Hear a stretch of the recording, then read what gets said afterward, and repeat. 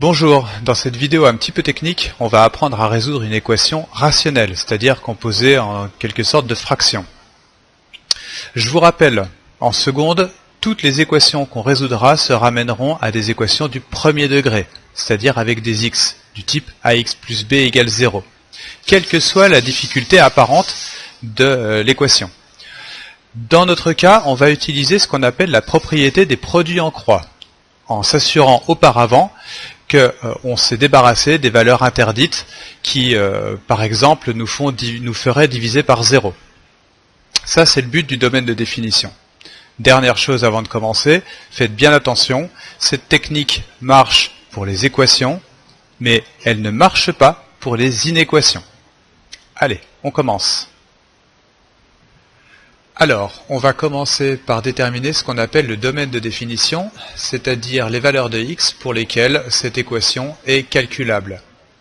On élimine donc les valeurs de x qui vont faire qu'on diviserait par 0. Autrement dit, il faut s'assurer que 4x plus 1 n'est jamais égal à 0 et que 8x moins 5 non plus.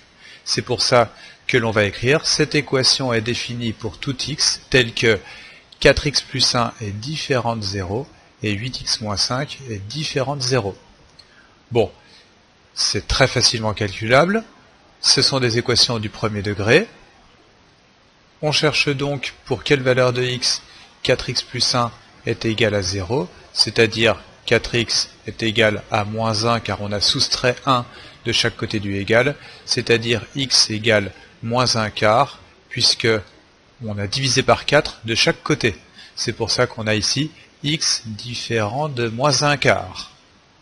D'autre part, on va résoudre 8x moins 5 égale 0, c'est-à-dire en ajoutant 5 de chaque côté, 8x égale 5, et en divisant par 8 de chaque côté, 5 huitièmes, c'est la deuxième valeur à éviter. Les valeurs moins 1 quart et 5 huitièmes de x sont à enlever de notre domaine de définition pour que l'équation soit calculable, et on conclut en disant le domaine D est égal à R, l'ensemble des réels, moins les valeurs moins 1 quart et 5 huitièmes. On passe maintenant à la résolution proprement dite.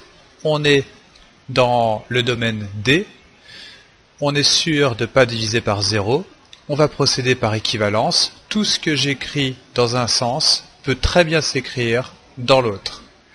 Alors, le fait que ces deux fractions sont égales, on applique la propriété des produits en croix.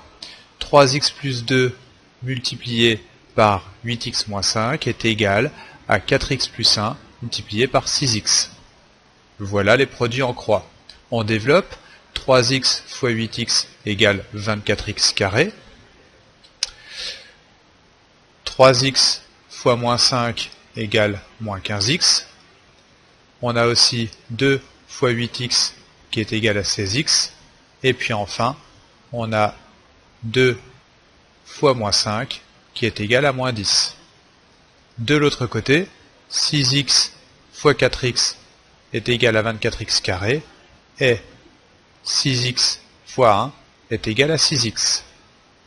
Cette fois-ci, je réduis simplement les expressions de chaque côté du égal. J'ai le moins 15x plus 16x qui va être égal à x. Je vous rappelle que moins 15x plus 16x, c'est égal à 1x, que l'on écrit plutôt x. Et puis, on ne peut rien réduire d'autre. Je passe à la ligne suivante, où cette fois-ci, je soustrais tout le membre de droite. Je le soustrais de chaque côté du égal. Si j'enlève 24x carré plus 6x à droite du égal, il me reste bien sûr 0. Et si je soustrais 24x carré plus 6x à gauche du égal, je vois donc apparaître moins 24x carré moins 6x. De nouveau, je réduis l'expression. Je vais pouvoir calculer 24x carré moins 24x carré qui va donner 0x carré. Ça s'élimine. Je vais pouvoir calculer plus x moins 6x, et là, le résultat donne moins 5x. Et cette fois-ci, je me retrouve avec l'équation moins 10 moins 5x égale 0. Vous voyez qu'on est ramené à une équation du premier degré. J'additionne 10 de chaque côté du égal. J'ai donc moins 5x égale 10. Il ne me reste plus qu'à trouver la valeur de x qui, multiplié par moins 5, donne 10. C'est bien entendu x égale moins 2. C'est la solution de notre équation.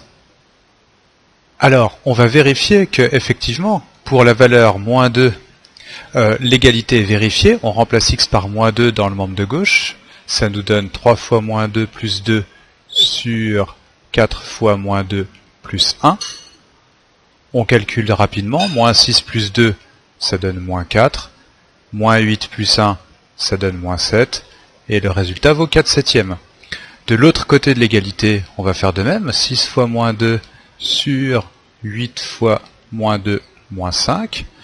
On a au numérateur moins 12, au dénominateur moins 16, moins 5, moins 21, c'est-à-dire 12 21e, et après simplification par 3, on a 4 septièmes. On a bien le même résultat à gauche et à droite, ce qui veut dire que l'égalité est vérifiée pour x égale moins 2. Moins 2 est bien solution de cette équation.